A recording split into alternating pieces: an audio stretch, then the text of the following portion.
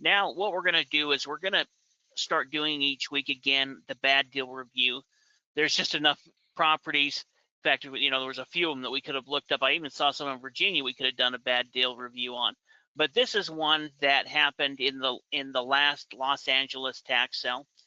And I think it's kind of interesting to look at because this is information that should have been somewhat obvious.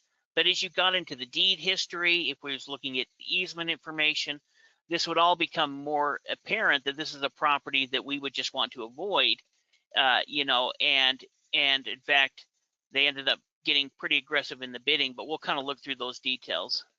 So here is the actual record here for the property that sold.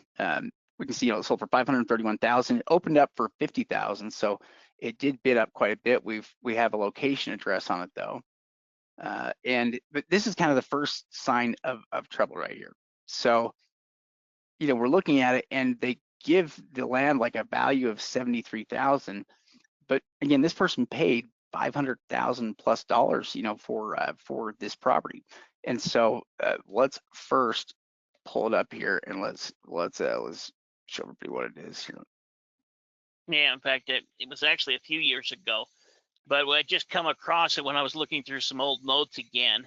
And so we talked with some of our 3-day students about it last week. I thought this is kind of an interesting one to show because we can see where the property owner, the person that bought it at the tax deed sale, tried to get their money back and tried to petition the county, hired an attorney to go through it, but wasn't able to, and the county essentially said, no, you bought it as is, and you got what you got. Yeah, in fact, yeah, so we can see the property here. If we're looking at it from an overhead image, what they paid for is this area right basically along here. So it doesn't include this house, but it does include this this round thing that we see right here in this building. Now, if we go down here to the street side image on it,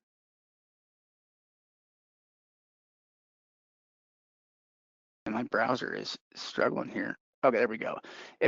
If we pull down here, so that's our property here. In fact, I think that's the precise address. Yeah, 709.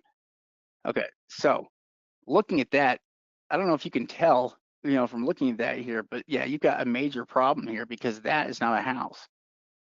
That is basically like a storage shed for a water system or for a utility. It's basically it's like a utility building, and the issue that they have probably is the reason why the property taxes on this weren't paid in the first place was because the parties that are using it for that, like let's say the city officials or the city, whoever it is that happened to own it at the time, can access this property through easements. So it doesn't matter if they pay the property taxes on it or not, because they can still legally be able to go in here and go up there to service that and go inside there and do that. And basically the person that bought it, they can't stop them from doing any of that stuff because these are, it's an easement property, just like they couldn't change, the ditch out in front of their house or decide that they were going to block it up.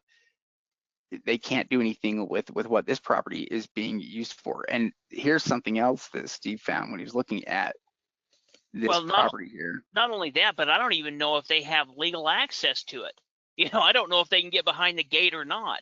And so this would have all been part, obviously we can look at it and what it is, a big water tank, and then there's, that building essentially houses things to help the water tank, and it was, kind of a water facility treatment center. And I can't remember if it's owned by the city, or I believe it's owned by the city, but they bought it through the county, and really they shouldn't even be able to sell these type of properties. These should be automatically deeded to the city, and because they're exempt. That's the reason you saw exempt value underneath the structured property, is because it's completely exempt. But this was him trying to get the property back in 2024 and trying to have a hearing with the county because after he bought it, he realized he spent $600,000 on a property that has absolutely no use. Now, sure, it's in a great location. It's in the Pacific Palisades, really good, nice area, but he essentially lost all of his money. Yeah, we can see here, that your supervisors, this was to approve the recommendation of the hearing officer to not rescind the sale of the tax defaulted parcel. So they basically turned him down there to reject the offer because they I don't know why. It's not like anybody was out money and by collecting that money they're somehow paying it off. You know, I mean they just kind of robbed the guy.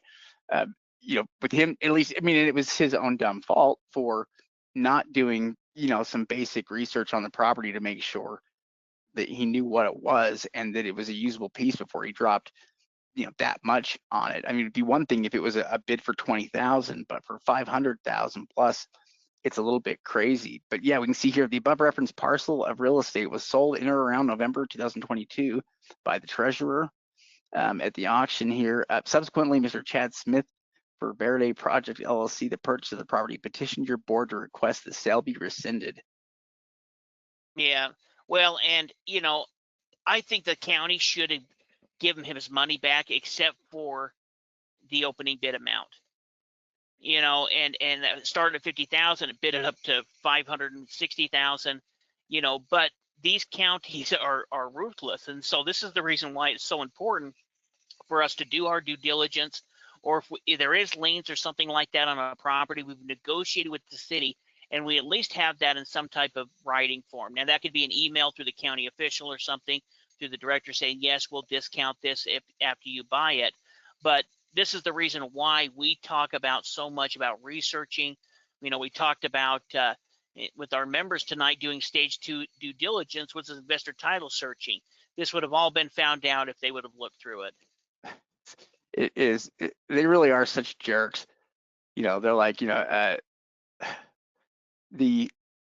basically the county here sold the property, you know, to Chad Smith for 360,000. Subject properties encumbered. I wonder why they have the amounts are so different. You know, because they show they sold for 5 something. But yeah, essentially though, you know, it says right here that, you know, the subject property is encumbered by a 1982 City of Los Angeles easement. You know, petitioner Chad Smith, the purchase of the property at the tax sale auction, now seeks to rescind the sale because he's discovered that the property is encumbered by a pre-existing easement. You know, he asserts that the tax sale was invalid because it involved the sale of a public utility, and I think he has a point. You know, they are just selling, you know, public utilities. They shouldn't really have the ability to do it, but they'll do it still. So yeah, he's not getting his money back here, even though he probably really should, because it's not like he can really do anything with that utility, you know, with that building. They're not going to let him do anything. They're just taking his money, and that's too bad. But it's also a lesson here for the rest of us to not make the same mistake. It's the Yeah, same well, reason why utility, you know, cell towers are not anything you're going to pursue, or anything else that seems like it is utility based. well, even right there, you know, underneath our official terms, you know, we say that, you know, all items and condition included in the acknowledgement and terms and condition clause, where they acknowledge that they agree to such terms and conditions and expressly waive any objection, claim, or right to rescind the bid after arising. You know, and so they failed to provide a legal basis to rescind the tax sale. You know, and that they found that his issue of it being a public utility was unfounded. You know, I've Yeah, told this. they investigated and found themselves innocent. Yeah, well, and I've told this story many times, but we had a couple of younger gentlemen that contacted us one time, and they had went to a training over the weekend and got all pumped up. It wasn't our training, and they went to the tax sale, and they teamed up with somebody there at the seminar, and they said, well, we can just go do this on our own. And you know, they took that person's money, and then they went out and bought a cell tower lot, you know, a half-acre lot with a bunch of cell towers on it, and thought they were going to be rich. And then they found out that they couldn't do anything with it, and they started just trying to call anyone they could for help.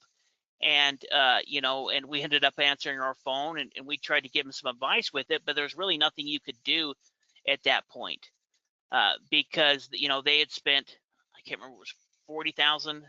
Yeah, well, 30. it's just like this sale. You know, they cover themselves legally real well there at the beginning, so they can tell everybody, hey, this is a buyer beware.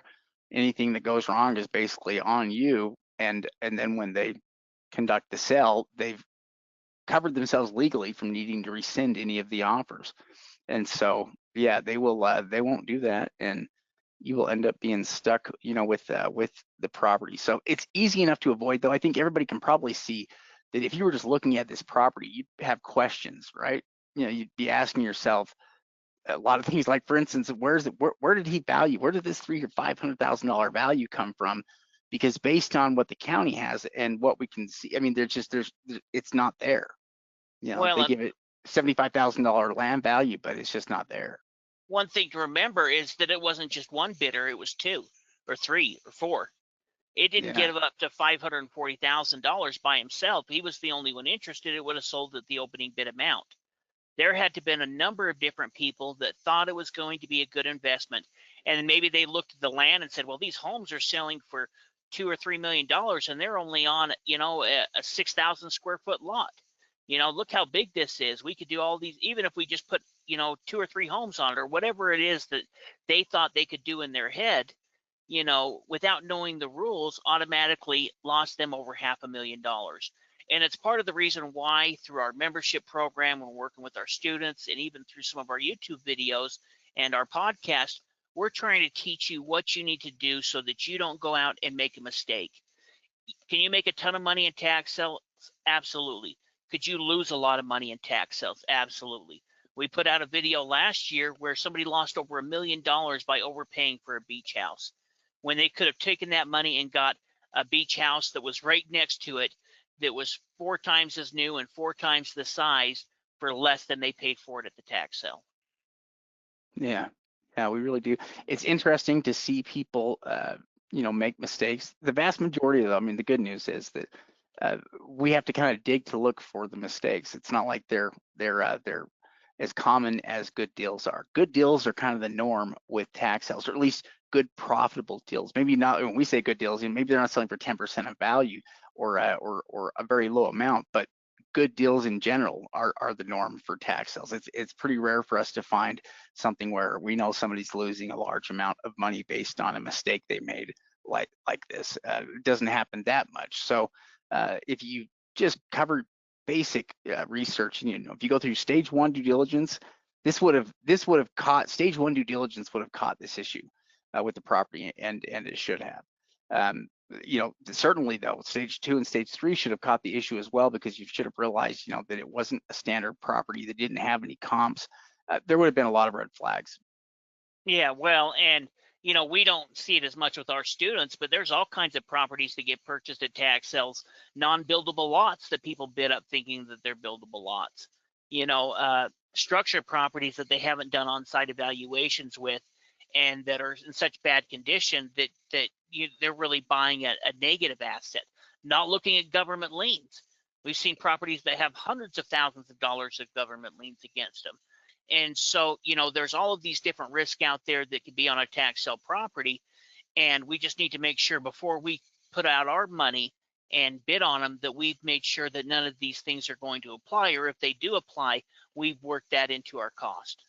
Yeah, which is why we have the systems that we have for doing research. It's such an important part of the process, and we need to discover any of those potential risks, while we're in that process. So if you stick through, you stick to the regular steps in research, which we basically do the same thing every time we run through and evaluate properties, you're going to find the issues that come up, and you're going to avoid making big mistakes.